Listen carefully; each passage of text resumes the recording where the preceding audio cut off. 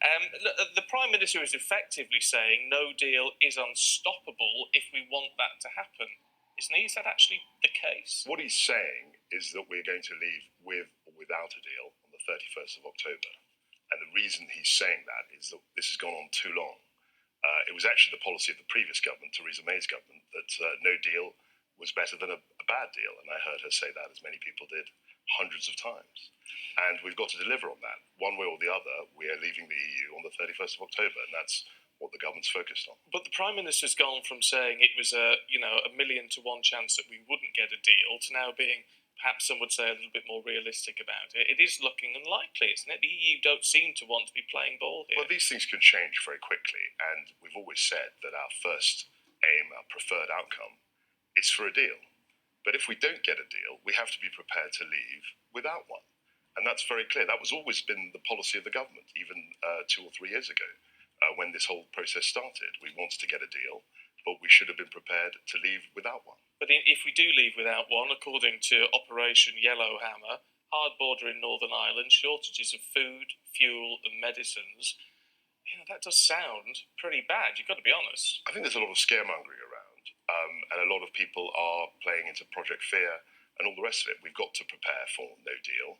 In fact, the previous Prime Minister created DEXU, and she said that the mandate of DEXU last summer, was to prepare for no deal. I was working in that department. That's what we were focused on. Now we've got a new Prime Minister who is very much focused on that, and the scale and intensity of those preparations are increasing, and we will be fully prepared to leave without a deal on the 31st of October. It's a case of how you leave without a deal, isn't it? MPs are trying to, certainly some MPs, I should say, are trying to stop it. Gina Miller has said for her response to her legal challenge is that proroguing Parliament, she says now, cannot happen. The government has specified to her in that letter that's not an option. No, we're not talking about proroguing Parliament. I mean, what people are doing, what their schemes, their hatching and plots, I don't know about that. What I do know is that the Parliament voted overwhelmingly for the referendum. The Parliament voted pretty overwhelmingly to trigger Article 50. The Article 50 process is coming to an end. The 31st of October wasn't our date. It was the EU who set that date.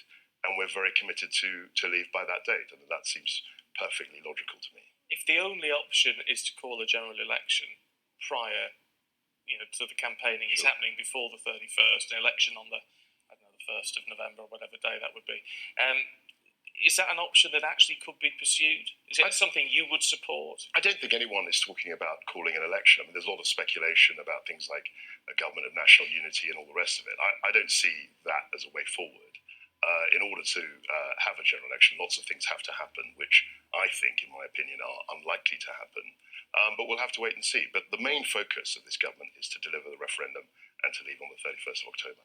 If Parliament, when it comes back, there's a vote of no confidence in Boris Johnson and he loses, there is some speculation out there that he may not accept that vote. He may carry on. Is that a possibility? Well, there are lots of ifs in this situation. I mean, for a start, it's not clear to me that they will have a vote of no confidence. Maybe they will. And certainly if that happens, I don't think necessarily the government is going to lose that. So there are lots of ifs and hypotheticals here. And I'm sure that the Prime Minister will observe the letter of the law. What about plenty of your colleagues, 100 MPs from all sides of the House, it's a substantial number, have said, Parliament, because of what is going on, Parliament needs to be recalled now and to stay in place until Brexit or that date has been changed or we've got out or whatever it may be. Isn't that a sensible idea? Well, we voted on the recess. That was passed. It was a normal vote.